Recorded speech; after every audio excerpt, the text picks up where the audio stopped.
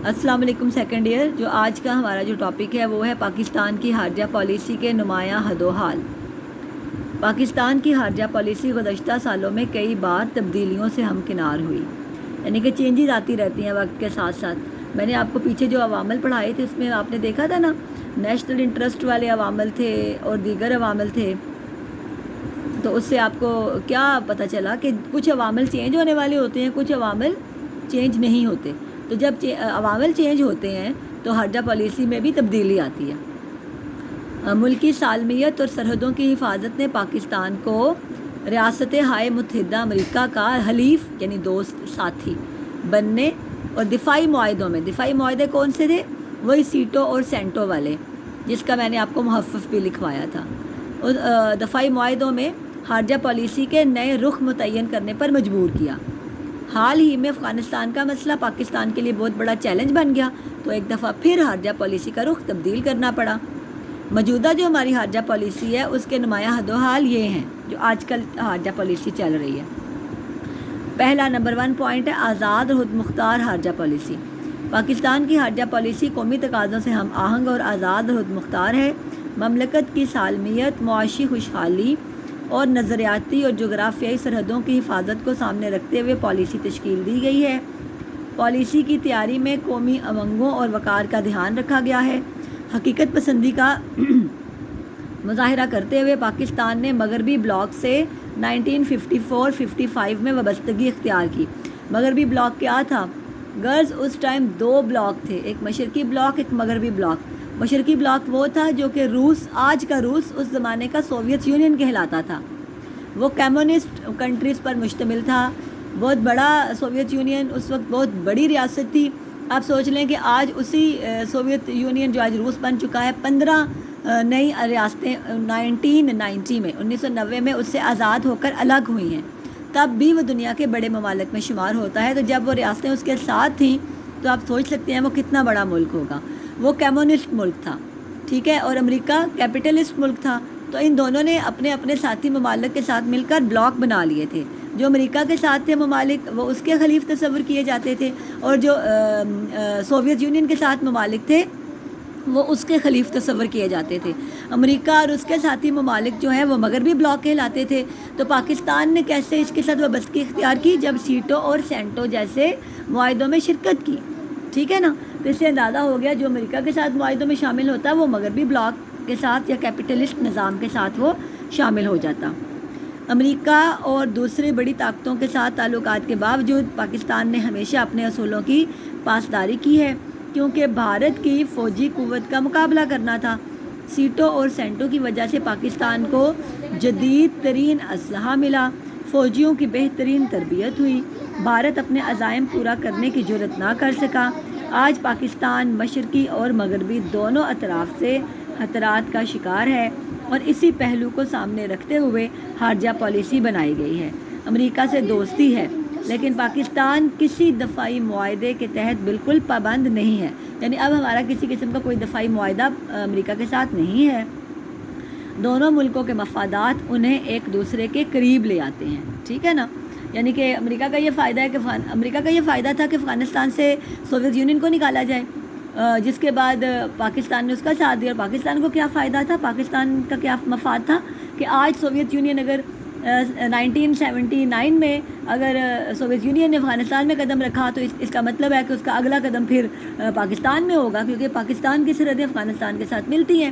تو پاکستان کو اپنا مسئلہ تھا، پاکستان نے اپنے فائدے کے لیے امریکہ کا ساتھ دیا اور امریکہ نے اپنے فائدے کے لیے پاکستان کا ساتھ دیا. دونوں نے مل کر امریکہ کو مار بھگایا اور اس کے بعد کے سارے مسائل فیس کرنے کے لیے پاکستان رہ گیا، ٹھیک ہو گیا.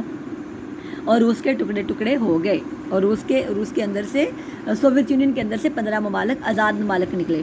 یہ جو آپ سنتے ہیں نا آج تاجکستان، ترکمانستان، کرغزستان، قزاقستان، یہ سارے ممالک بیٹا یہی ہیں جو کہ 1990 میں سوویت یونین کے ٹوٹنے سے آزاد ہوئے تھے. اچھا جی، اگلا پوائنٹ ہے ملک کی سالمیت کا تحفظ. پاکستان کی خارجہ پالیسی کا اہم اور بنیادی اصول ہے کہ ملک کی سرحدوں، آزادی اور خود مختاری کی حفاظت کی جائے گی. بھارت نے ایٹمی دھماکہ کیا تو ملک کی سالمیت کے پیش نظر پاکستان نے بھی اپنی قوت کا مظاہرہ کرتے ہوئے ایٹمی طاقت ہونے کا ثبوت پیش کر دیا۔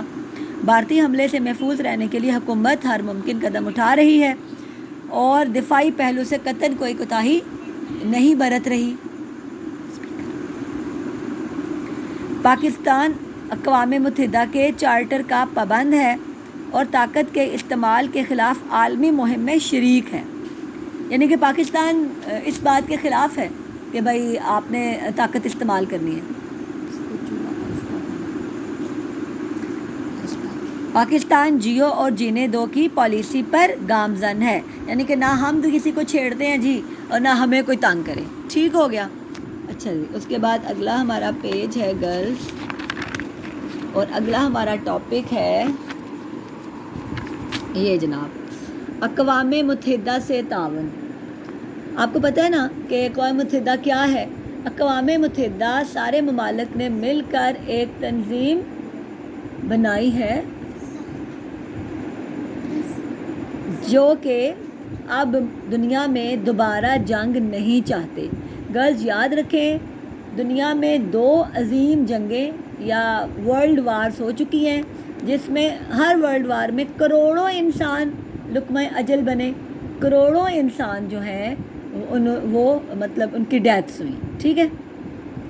تو آج اقوام متحدہ سے تعاون کی بات تبھی کی جاتی ہے کیونکہ جب پہلی جنگ عظیم ہوئی تو تبھی ممالک نے مل کر یہی سوچا کہ کروڑوں افراد مر گئے ہیں اور کروڑوں معذور ہوئے ہیں، تو آئندہ ایسی ایک تنظیم بناتے ہیں سارے ممالک کہ آئندہ ممالک کے درمیان جنگیں نہ ہوں۔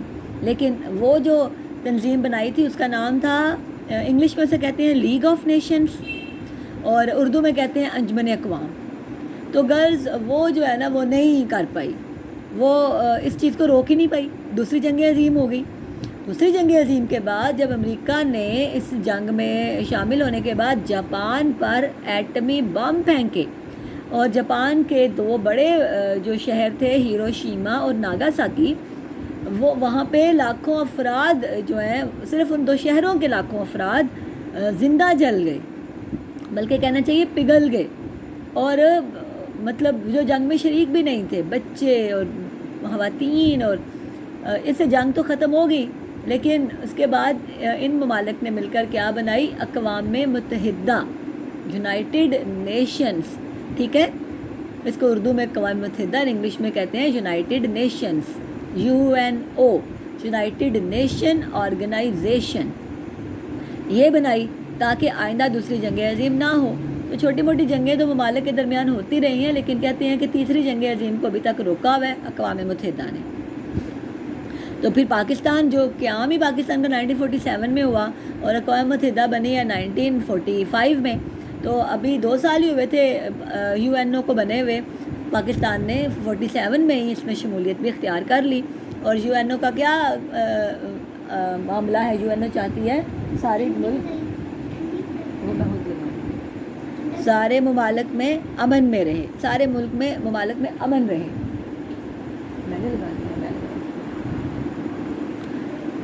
تو پاکستان کا جو کانسٹیٹیوشن ہے اس کو بھی حکومت، پاکستان کا جو کانسٹیٹیوشن ہے اس کو حکومت فالو کرتی ہے نا، تو پھر اس میں یہی لکھا ہوا ہے کہ ہم UNO کے ہر بات پہ عمل کریں گے۔ ٹھیک ہے نا؟ اور اس کے چارٹر، UNO کے چارٹر پر عمل پیرا رہے اور دنیا کو جنگوں کی تباہی سے بچانے کے لیے عالمی اداروں کا ساتھ دے۔ اقوام متحدہ نے جب بھی پاکستان کو دنیا کے مختلف ممالک اور علاقوں میں امن کے قیام کے لیے اپنی افواج بھیجنے کی درخواست کی، پاکستان نے فوراً عمل کیا۔ آج بھی پاک فوج کے دستے مختلف ممالک میں اقوام متحدہ کی نگرانی میں اپنے فرائض ادا کر رہے ہیں۔